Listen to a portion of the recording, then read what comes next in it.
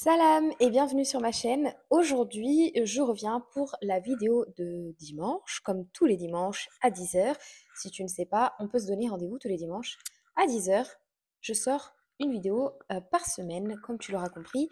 Bref, je ne sais pas si tu as vu ma dernière vidéo où je t'expliquais ce qui s'était passé dernièrement au Bangladesh. Eh bien, on va dire que la vidéo d'aujourd'hui, c'est un peu une suite.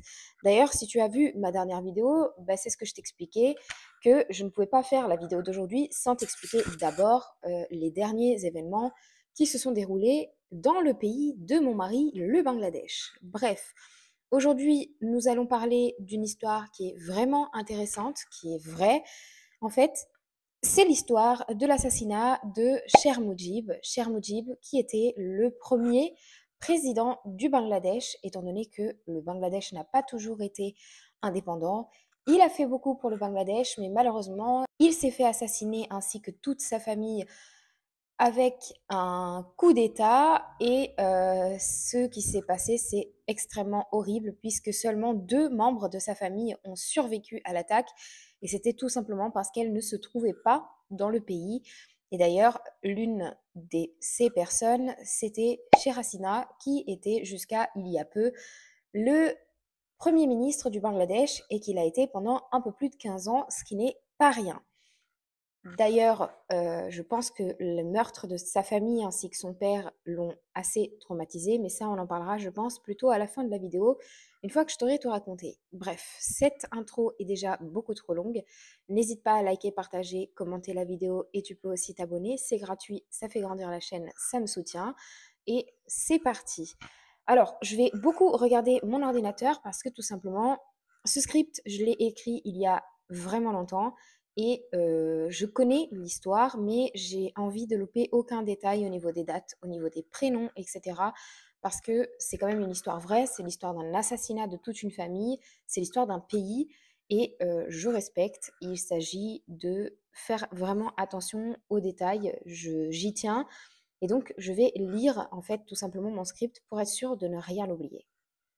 Donc, tout d'abord, pour commencer la vidéo, on va parler de qui est, enfin plutôt qui était Cher Mujib. Cher Mujibur Rahman est le père fondateur du Bangladesh. Il a été surnommé par le peuple bangladais de Bangabandhu, qui veut dire en français ami du Bangladesh. Il est né le 17 mars 1920 à Dhaka, qui est aujourd'hui la capitale du pays, et il est mort assassiné le 15 août 1975. De toute sa famille, il ne restera que 2 personnes, ses 2 filles, Cher Rehana et Cher Hasina, qui étaient jusqu'à il y a peu, comme je l'ai expliqué, la première ministre du Bangladesh depuis plus de 15 ans. Si tu souhaites le savoir pourquoi elle n'est plus au pouvoir, je t'invite à aller regarder cette vidéo qui sera également en barre de description. Tu pourras juste cliquer dessus, ça sera plus simple.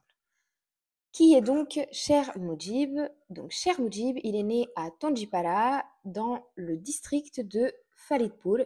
J'espère que mon accent est bon, parce que je pense que mon mari va regarder cette vidéo. J'espère ne pas lui faire honte. Bref, dans sa jeunesse, il s'intéressait beaucoup aux idées socialistes, notamment au kémalisme laïque. Alors, je te lis la description, la définition.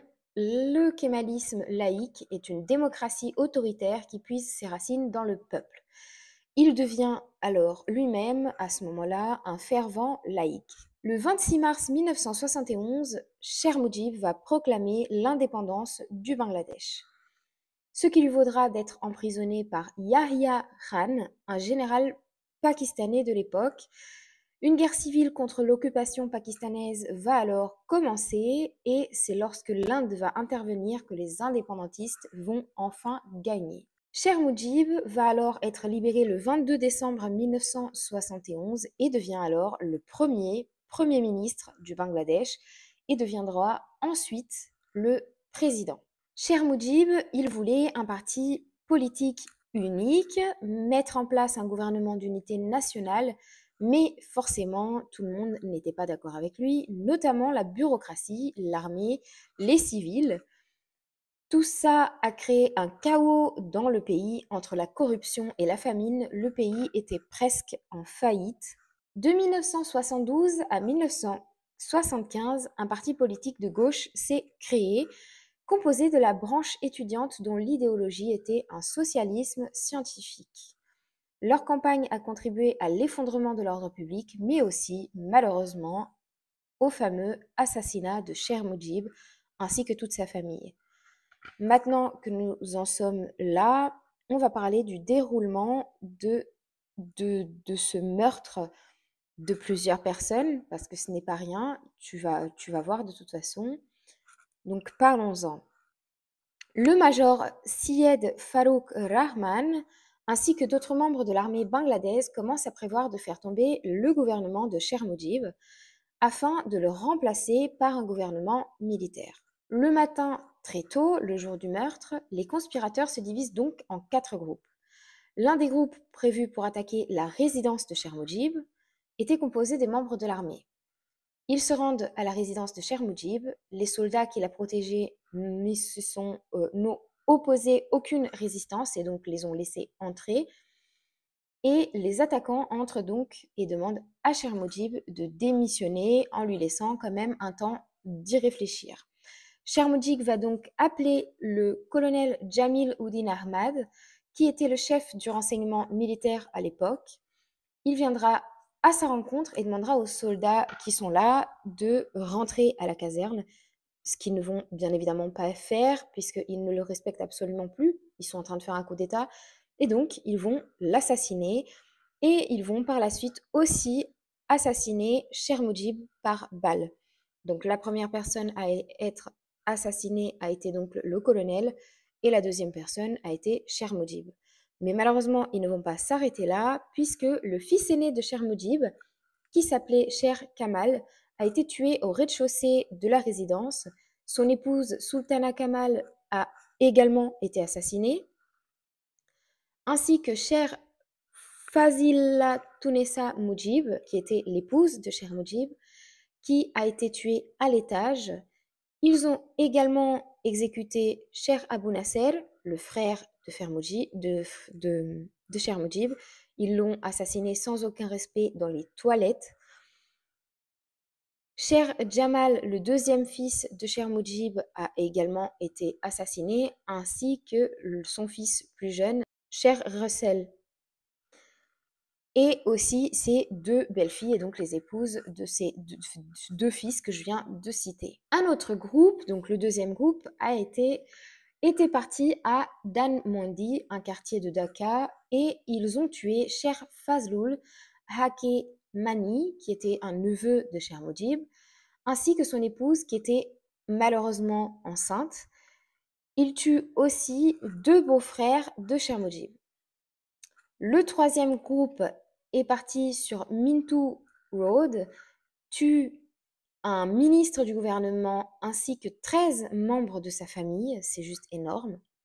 Et le quatrième groupe, qui était considéré comme le groupe le plus puissant, eh bien, ils ont été envoyés à Savar afin de repousser la contre-attaque attendue. Et après la perte de 11 hommes, la sécurité finit donc par se rendre. Le Premier ministre, l'ancien vice-président ainsi que l'ancien ministre de l'Intérieur ont donc été emprisonnés et tout ça pour finir finalement assassinés dans la prison de Dhaka. Au moment des faits, les 2 seules survivantes, comme je l'ai déjà précisé, sont donc les 2 filles de Cher Moujib, qui se trouvent donc à ce moment-là en Allemagne. C'est la seule raison pour laquelle elles ont été épargnées. Cher Hasina, qui était jusqu'à il y a peu la première ministre du Bangladesh, après la fin de son voyage en Allemagne, n'est pas tout de suite retournée au Bangladesh, raison de sécurité, et elle s'est réfugiée en Inde et a vécu dans un exil à New Delhi. Et elle est revenue au Bangladesh seulement le 17 mai 1981. Alors, ce que je trouve assez drôle, façon de parler, c'est que en fait, elle s'est réfugiée en Inde, alors qu'actuellement, eh bien, elle est aussi réfugiée en Inde. Mais ça, j'en parle dans ma dernière vidéo.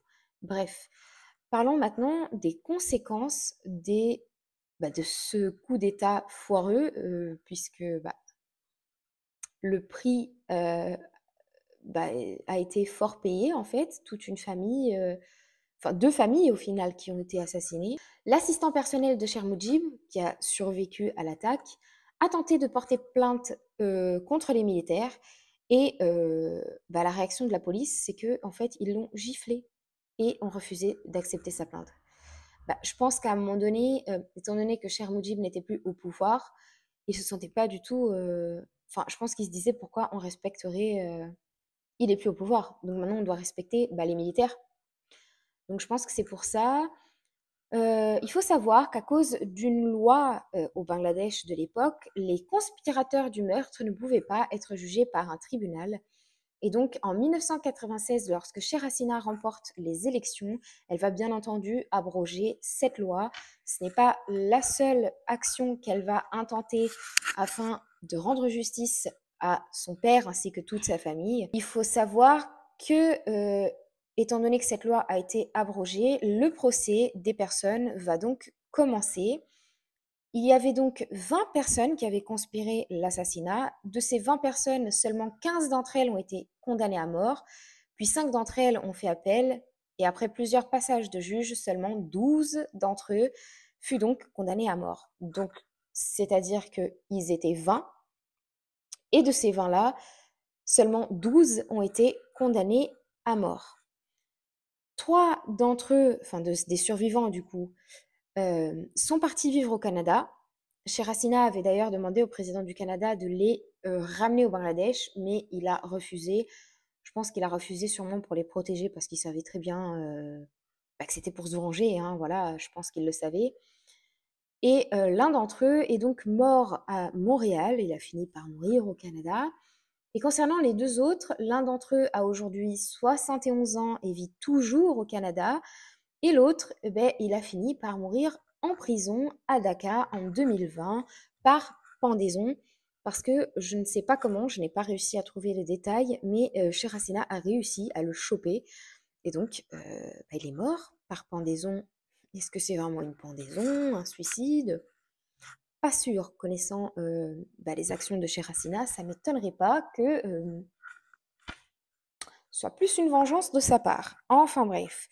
Bon, mon script est terminé, mais maintenant j'aimerais quand même qu'on en parle un petit peu, surtout de Sheikh Hasina, parce que en fait, il faut savoir que, je crois que je l'avais déjà dit dans la dernière vidéo, mais je le répète ici, et au cas où je ne l'aurais pas dit, eh bien, je pense qu'en fait, Sheikh Hasina a été forcément traumatisée d'avoir perdu son père, sa mère, ses frères, ses belles-sœurs, certains de ses oncles, enfin bref, elle a perdu toute sa famille en fait. Que, en fait, par exemple, lorsqu'elle était au pouvoir au Bangladesh, elle, dans son entourage, dans sa sécurité, c'était seulement des membres de sa famille. Et je pense que ce choix-là a été plus que judicieux déjà, mais je pense que surtout, il a été fait parce qu'elle devait sûrement se dire, vu ce qui est arrivé à mon père et à toute ma famille, eh bien, on va éviter que ça m'arrive à moi aussi, donc je préfère avoir des membres de ma famille, des membres en qui je fais confiance. Même si, bien entendu, c'est pas parce que c'est des membres de ta famille que tu peux forcément leur faire confiance. Mais visiblement, elle, oui, puisque ce n'est pas à cause de ça qu'elle n'est plus présidente du Bangladesh. D'ailleurs, elle est toujours vivante, hein. Donc, je pense que pour le coup, son choix, il était, c'était un bon choix. Mais aussi, elle a essayé de retrouver et de punir toutes les personnes qui sont coupables de ce meurtre, de cet assassinat. Donc, je pense que pendant ses plus de 15 ans au pouvoir, elle a tout fait, elle a tout essayé. D'ailleurs, il y avait des fois plusieurs personnes qui faisaient de l'art.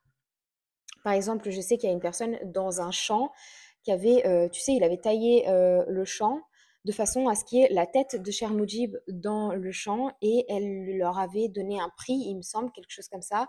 Elle faisait souvent ça, donc vraiment, je pense qu'elle a réussi à maintenir la mémoire de son père.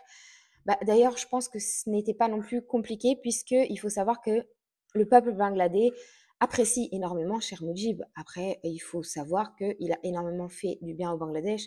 Je pense que d'ailleurs, évidemment, si les Bangladais ne n'aimaient pas Cher Mujib, eh bien, ils l'auraient jamais surnommé Bongo Bandhu, que je le rappelle, veut dire ami du Bangladesh.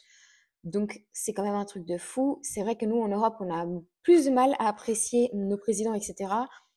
Après, on n'est pas du tout sur la même vibe, hein. Notre politique et la politique asiatique, c'est pas du tout la même chose. Mais c'est vrai que c'est quelque chose que je trouve ça mignon en fait au final. Enfin bref, je souhaitais parler de cette histoire, tout simplement parce que c'est une histoire, terrible déjà, c'est un assassinat horrible. Surtout parce que je pense à Sherasina qui a perdu toute sa famille, ainsi que sa sœur aussi, n'oublions pas. Et surtout, je pense à Cher Moudjib qui est mort de façon si injuste, lui et toute sa famille, et je voulais, lui rendre hommage.